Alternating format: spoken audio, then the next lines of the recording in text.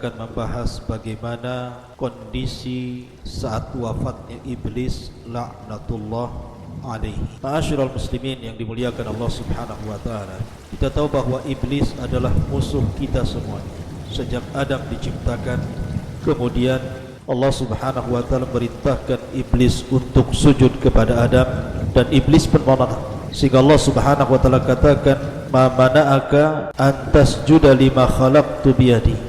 Apa yang mencegahmu wahai iblis untuk sujud kepada makhluk yang aku ciptakan dengan tanganku? Maka iblis kemudian mengatakan, "Ana khairu minhu, khalaqtani min nar wa khalaqtahu min tin." Karena aku lebih baik, aku diciptakan dari api sementara kau ciptakan dia dari tanah. Sejak itulah maka permusuhan iblis dengan Adam dan anak cucunya akan terus berlangsung sampai hari ini, bahkan sampai kiamat dibangkitkan.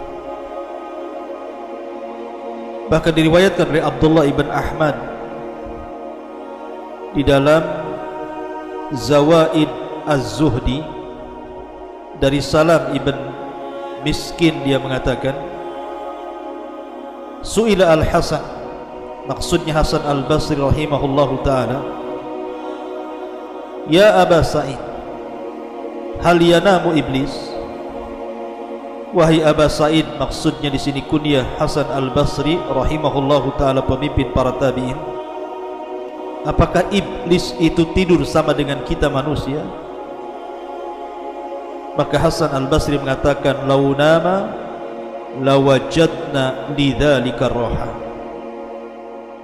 Sekiranya iblis itu tidur, tentu kita akan beristirahat walaupun sejenak.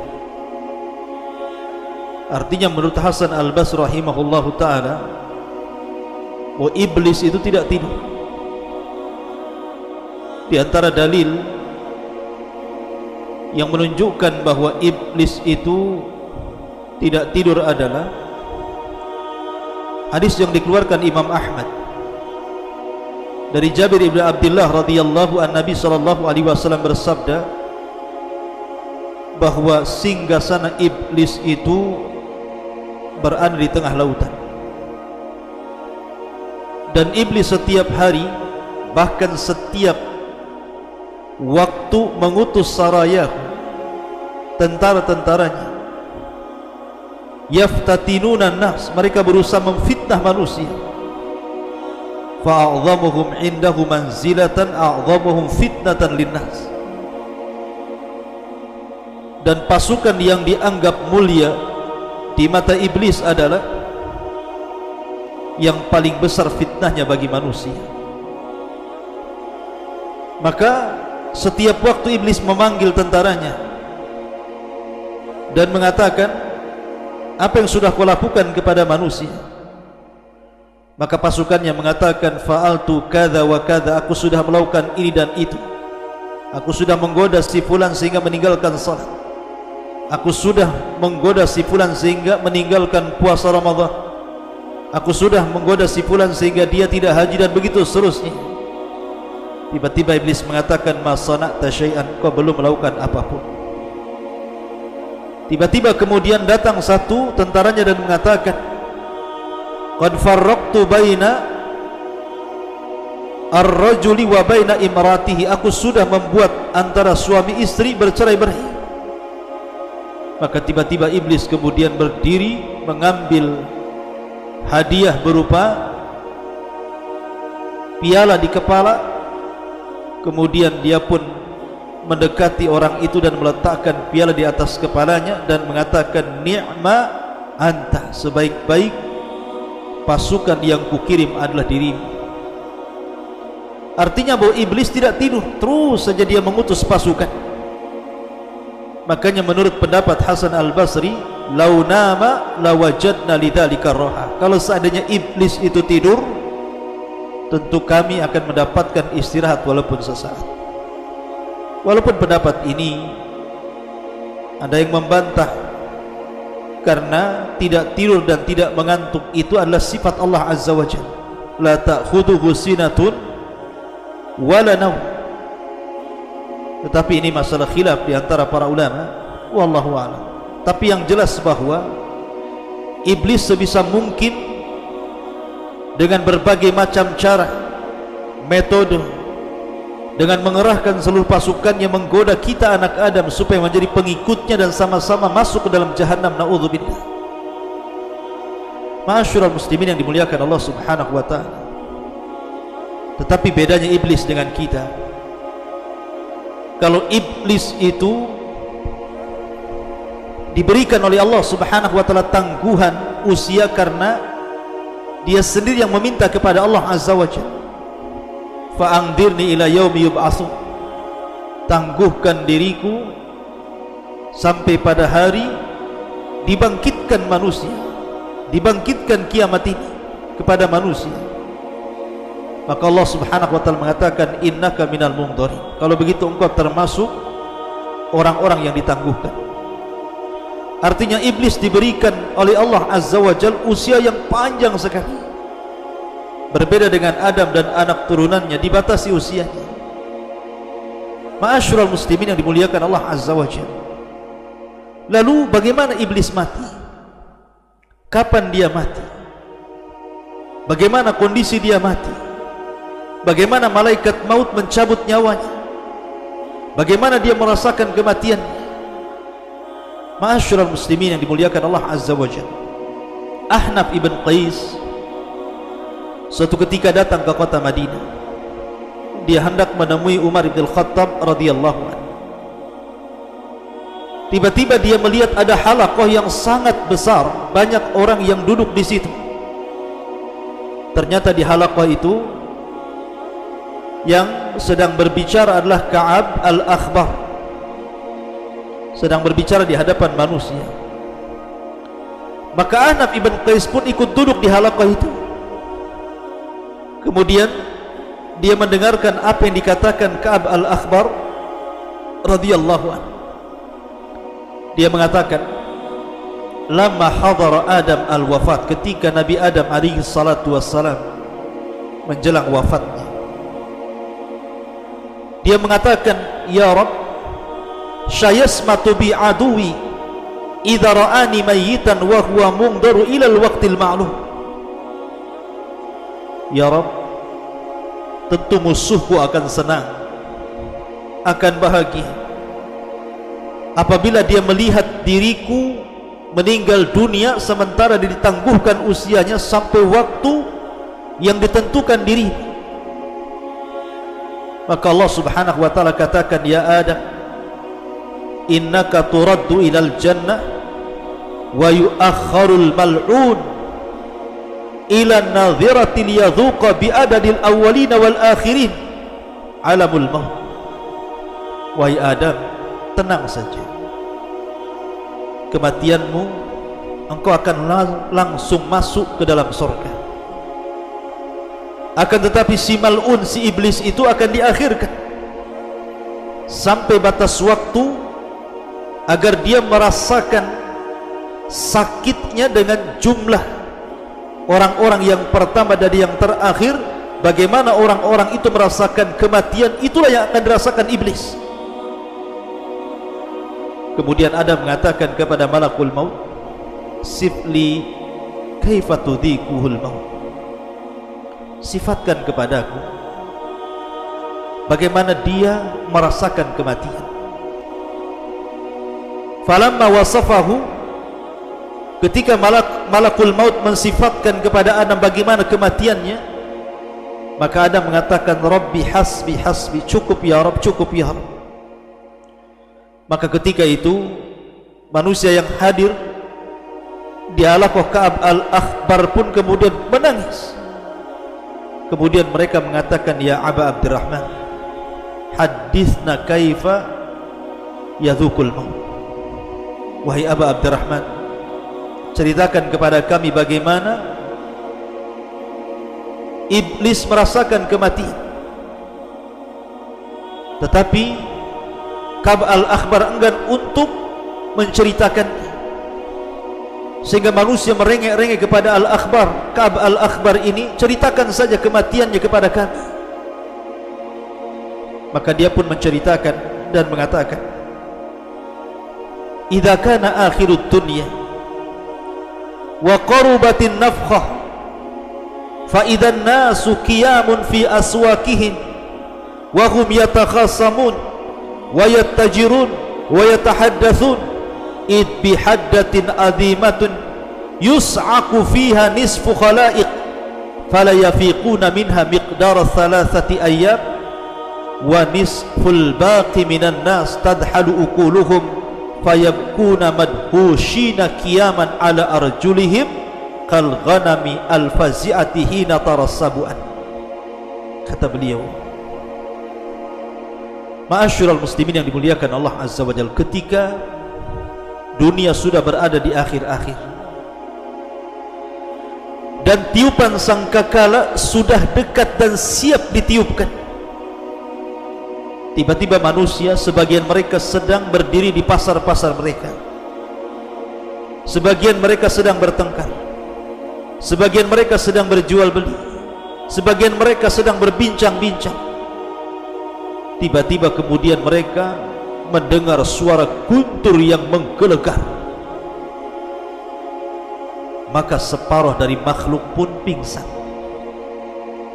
dan mereka tidak sadar kecuali setelah 3 hari. Dan sebagian manusia yang tidak pingsan, mereka bingung, mereka linglung, mereka berjalan ke sana kemari tidak jelas tujuan. Mereka ketakutan seperti kambing yang sangat ketakutan ketika melihat binatang buas. Lah ketika manusia sedang seperti ini, maka tiba-tiba mereka mendengar suara guntur di antara langit dan bumi, dan tidak ada satupun di permukaan bumi yang hidup kecuali Allah wafatkan. Maka ketika dunia sudah tidak ada lagi, fatafna dunya wala yabqa adamiyun wala jinniyun wala syaitanun wala wahsyun wala dabatun. Ketika dunia sudah hancur, tidak ada yang hidup, apakah Bani Adam, apakah kalangan jin dan syaitan, apakah kalangan binatang-binatang baik buas ataupun binatang-binatang jinak, semua sudah mati. Maka tiba-tiba iblis, dia masih hidup, karena dia tidak dicabut nyawanya kecuali sampai waktu yang ditentukan Allah Subhanahu wa ta'ala. Apa yang terjadi dengan iblis? Maka Allah Subhanahu wa ta'ala berfirman kepada malakul maut dan mengatakan, wa inni khalaqtu laka bi'adadil awwalina wal akhirina a'wana wa ja'altu fika quwwata ahlis samawati wal ardi wa inni ulbisuka al-yawma athwatal ghadabi was sakhati kulliha fa anzil bi sakhati wa ghadabi ila mal'uni iblis fa adhiqul mauta wahmil alayhi minal mauti mararatal awwalina wal akhirina minal jinni wal insi adhafan mudha'afa. Maka Allah katakan kepada malaikat maut, aku sudah ciptakan dirimu sebanyak orang yang pertama kali diciptakan dan yang terakhir diwafatkan sebagai pembantu-pembantu, dan aku jadikan dirimu kekuatan yang melebihi kekuatan penduduk langit dan bumi, dan aku telah pakaikan kepadamu hari ini pakaian kemurkaan dan kemarahan.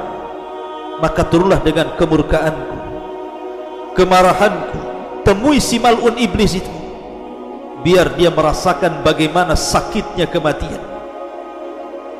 Angkatlah kepadanya, bawalah kepadanya kematian yang sangat menyakitkan, seperti sakitnya orang-orang yang pertama-tama dan orang-orang yang terakhir dari kalangan jin dan juga manusia saat kematian. Lipatkan rasa sakitnya kepadanya.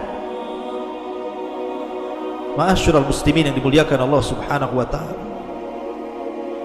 Kemudian Allah Subhanahu wa ta'ala memerintahkan malaikat maut untuk membawa malaikat Zabaniyah dan membawa rantai dari rantai-rantai neraka lava. Kemudian wa anzi ruahul muntina bi sab'ina alfa kilabatin min kalalibil lava, agar ruhnya dicabut dengan kalalib, besi-besi bengkok sebanyak 70.000 besi bengkok dari neraka lava. Kemudian Allah subhanahu wa ta'ala memerintahkan agar Malik membuka pintu-pintu neraka. Maka malaikat maut pun kemudian menemui iblis dalam bentuk aslinya di antara langit dan bumi, yang kalau seandainya penduduk bumi semuanya melihat bagaimana ngerinya malakul maut, tentu mereka akan meleleh saking takutnya melihat malakul maut. Maka ketika kemudian malakul maut mendatangi iblis, kemudian membentak iblis dan mengatakan, kif ya khabis, berhenti wahai khabis, mau kemana kau pergi? Maka kemudian iblis pun pura-pura pingsan. Kemudian dibentak lagi oleh malakul maut dan mengatakan, kif ya khabis, kif ya khabis, berhenti wahai khabis, sesungguhnya aku akan mencabut nyawamu dan kau akan merasakan pedihnya kematian. Maka iblis pun kemudian lari ke arah timur. Ternyata malaikat maut sudah ada di hadapannya. Lari ke dalam lautan, kemudian menyelam, ternyata di situ pun sudah ada malakul maut. Kemudian lari ke arah mana, di situ sudah ada malakul maut. Sampai ketika tidak ada tempat lagi untuk lari, maka dia pun sampai di kuburan Nabi Adam alaihi salatu wassalam. Ketika di depan kuburan Nabi Adam, dia mengatakan, ya Adam, wahai Adam, sebab dirimulah aku terlaknat. Duhai kiranya aku tidak tercipta sebagai iblis. Dia menyesal. Ma'asyiral muslimin yang muliakan Allah subhanahu wa ta'ala. Maka iblis pun mengatakan kepada malakul maut sebelum dicabut nyawanya, wahai malakul maut, sekiranya kau cabut nyawaku, kira-kira minuman apa yang akan kau berikan kepadaku? Maka malakul maut mengatakan, engkau akan meminum dari air neraka lava. Ma'asyiral muslimin yang muliakan Allah azza wa jalla, air neraka Saqar, air neraka Jahim, air neraka yang sangat panas berlipat-lipat. Maka mendengar hal itu iblis yatamarra, kemudian berguling-guling di tanah. Kemudian dia pun berteriak lagi, kemudian dia berusaha lari ke arah timur dan barat, ke arah selatan dan utara, tapi tidak ada tempat, kecuali ketika dia sampai ke tempat di mana Allah turunkan dia di bumi. Maka malaikat maut pun kemudian mencabut nyawanya dan dia merasakan sakit, seolah-olah rasa sakit yang dikumpulkan dari setiap sakit manusia jin saat dicabut, mulai dari yang pertama hidup sampai yang terakhir mati. Ma'asyiral muslimin yang dimuliakan Allah subhanahu wa ta'ala, kisah ini terdapat dalam Tanbih al-Ghafilin bi ahadits sayyidil anbiya'i wal mursalin dari Abi Lais as-Samarqandi al-Hanafi yang wafat pada tahun 373 Hijriah. Akan tapi sanad riwayat ini riwayat yang tidak ada sanad, riwayat yang tidak jelas sanad. Boleh jadi ini riwayat Israiliyat karena yang menghabarkanlah Ka'b al-Akhbar, dan Ka'b al-Akhbar ma'ruf dahulunya seorang pendeta yang masuk Islam di zaman Khalifah Umar bin Khattab, sehingga banyak mengkisahkan tentang kisah-kisah Israiliyat. Artinya tidak bisa dijadikan hujah tentang kisah ini, karena para ulama ketika mentafsirkan hadis, mentafsirkan Al-Quran ila yaumil waqtil ma'lum, bahwa iblis itu akan diwafatkan sampai waktu yang ditentukan. Sebagian mereka mengatakan bahwa hari itu adalah hari kebangkitan pada tiupan yang kedua, iblis baru diwafatkan. Ada juga yang mengatakan bahwa yang dimaksud ila yaumil waqtil ma'lum adalah pada tiupan yang pertama, dan ini yang sahih. Dan Allah Subhanahu wa taala serta Nabi SAW tidak menceritakan bagaimana wafatnya. Sebagaimana dijelaskan banyak ahli tafsir, di antaranya pendapat jumhurul ulama ketika mentafsirkan ila yaumil waqtil ma'lum ay ila nafkhatil ula, sampai kepada tiupan sangkakala yang pertama, ketika manusia dibinasakan, jin dibinasakan, malaikat juga dibinasakan, maka iblis juga dibinasakan. Lalu bagaimana wafatnya? Wallahu a'lam. Apakah seperti yang saya kisahkan tadi? Maka saya katakan kisah yang tadi saya ceritakan itu adalah kisah Israiliyat yang tidak bersanad. Maka kita katakan wallahu a'lam bagaimana wafatnya, wallahu a'lam. Yang jelas Allah Subhanahu wa taala lebih paham dan lebih tahu bagaimana dia mencabut nyawa iblis laknatullah alaih. Wallahu a'lam bishawab. Subhanaka wa bihamdika asyhadu an la ilaha illa anta astaghfiruka wa atubu ilaik. Allahu ta'ala. Assalamualaikum warahmatullahi